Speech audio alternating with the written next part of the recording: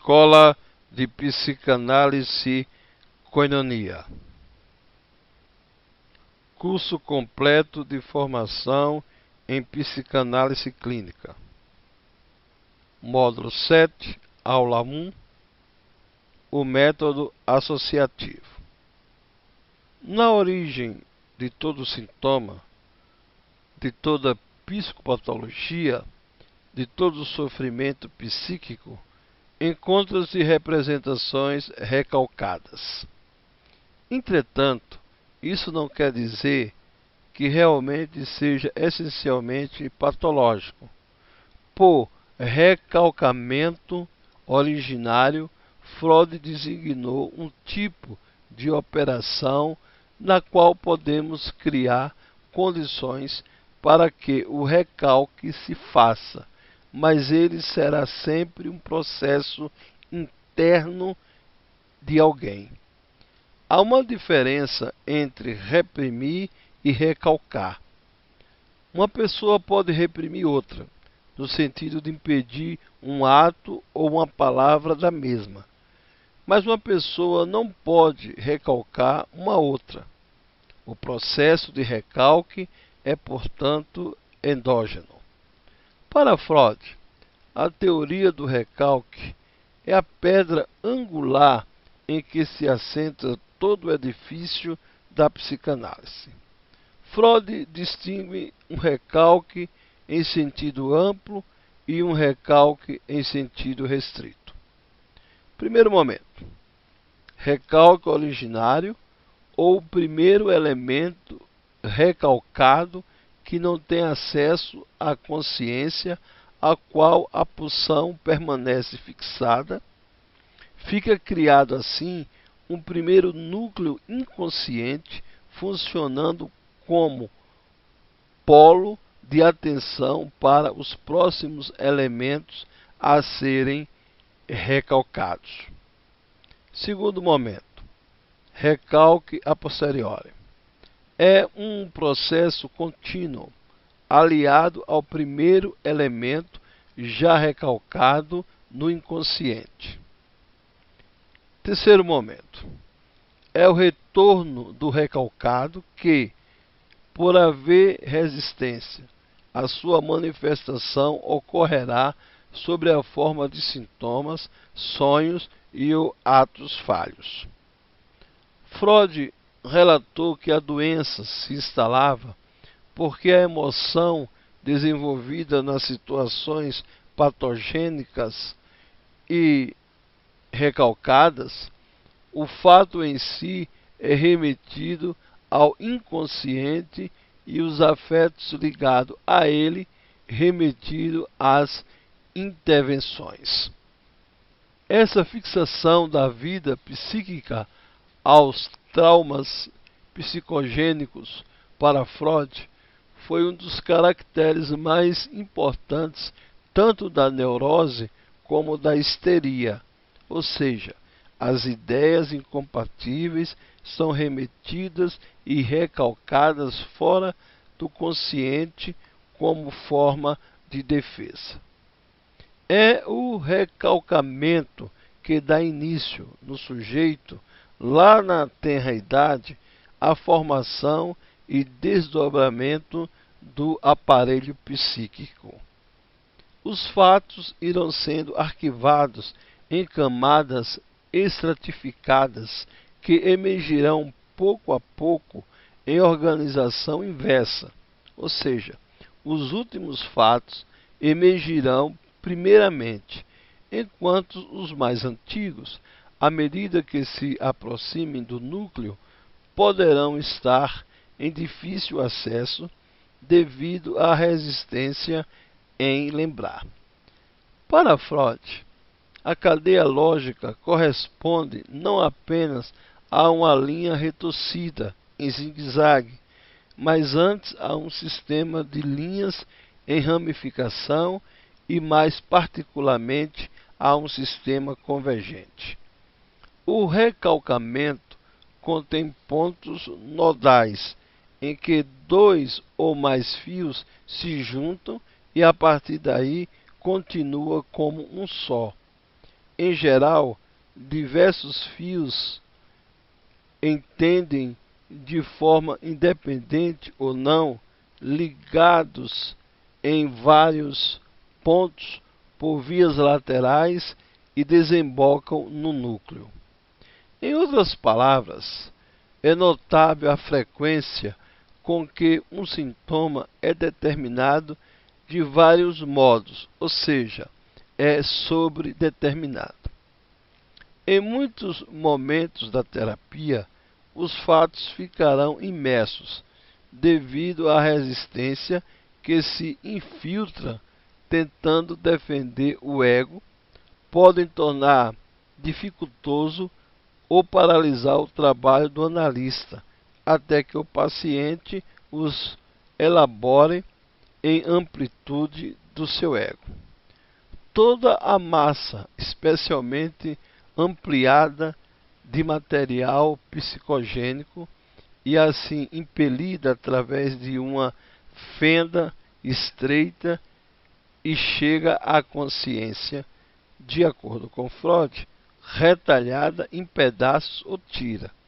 Cabe ao psicoterapeuta voltar a reunir esses últimos na organização de que ele presuma ter existido, como se fora um quebra-cabeça chinês. Outra observação feita por Freud foi relacionada com as produções espontâneas do paciente. Toda reminiscência isolada que emerge durante uma dessas análises tem importância. As lembranças que muitas vezes apresentam serem destituídas de importância em si mesmas são indispensáveis como pontes, no sentido de que a associação entre duas lembranças importantes só pode ser feita através delas. Freud mencionou que, durante o seu atendimento psicanalítico, em muitos dos casos, as recordações esquecidas não se haviam perdido. Continuavam cristalizadas no doente, prontas a ressurgir em associação à revivência dos traumas, mas alguma força os detinha, obrigando-as a permanecer inconscientes. A força que mantinha o estado mórbido se fazia sentir como resistência do enfermo. Freud ilustrou o processo de repressão e a necessária relação desse com a resistência mediante uma analogia inserida no próprio contexto de sua representação pública da primeira lição de psicanálise. Imaginou-se, disse ele, que aqui nesse momento se acha um indivíduo comportando-se de modo inconveniente, perturbando-nos com risotas, batidas de pés ou conversas, desviando a atenção da minha explanação. Alguns levantam e, após ligeira luta, põem o indivíduo fora da porta. Ele está agora reprimido e posso continuar a minha exposição. Para que ele não volte a incomodar, alguns se postam diante da porta, como resistências à repetição do fato. Traduzindo os dois lugares, sala e vestíbulo para psique como consciente e inconsciente, os senhores terão uma imagem mais ou menos perfeita do processo de repressão. À primeira vista, com efeito, não se percebe como, partindo da repressão, se pode chegar à formação dos sintomas. Freud deu então continuidade à analogia, dizendo: suponhamos que, com a expulsão do perturbador e com a guarda à porta, não terminou o incidente. Pode muito bem ser que o sujeito, irritado e sem nenhuma consideração, continue a dar o que fazer. Ele não está no recinto. Ficamos livres da sua presença, dos motejos, dos apartes, mas a expulsão foi, por assim dizer, inútil, pois lá de fora ele dá um espetáculo insuportável e com berros e murros na porta nos perturba a conferência mais do que antes. Nesse caso, se o presidente do evento assumisse o papel de mediador e pacificador, iria confabular com o nosso intratável companheiro e voltaria pedindo-nos que o recebêssemos de novo, garantindo-nos um comportamento conveniente daqui por diante. Graças à autoridade do nosso presidente, condescendemos em desfazer a repressão, voltando à paz e ao sossego. Essa seria a representação apropriada da missão que cabe ao psicanalista das neuroses. De acordo com Freud, as resistências muitas vezes se ocultam por trás das notáveis desculpas. Minha cabeça hoje está distraída, o relógio ou o piano ou o som ao lado está me perturbando. Aprendi, disse ele, a responder a tais observações de modo algum. Nesse momento, você esbarrou em alguma coisa que preferiria não dizer. Isso não lhe fará nenhum bem. Continue a pensar nela. Uma informação importantíssima é muitas vezes anunciada como sendo um acessório redundante, como um príncipe de ópera disfarçado de mendigo. Às vezes o paciente fala: agora me ocorreu uma coisa, mas não em nada a ver com o assunto. Palavras como essas, em geral, introduzem a solução a muito procurada. Freud falou que sempre aguçava os ouvidos quando ouvia um paciente falar de forma tão depreciativa sobre algo que lhe tivesse ocorrido, pois é sinal de que a defesa foi bem sucedida se as representações patogênicas parecem ter tão pouco importância ao reemergirem. Disso ele interferia em que consistia o processo de defesa, em transformar uma representação forte em uma representação fraca, em roubá-la de seu afeto. Assim, uma força psíquica, uma aversão por parte do ego, teria originalmente impelido a representação patogênica para fora de sua associação e agora se opera a seu retorno à memória. De início, seria como estar diante de um muro que obstrui toda a perspectiva, impedindo de ler qualquer ideia de haver ou não algo atrás. O não saber do paciente histérico seria, de fato, um não querer saber, um não querer que poderia, em maior ou menor medida, ser coincidente.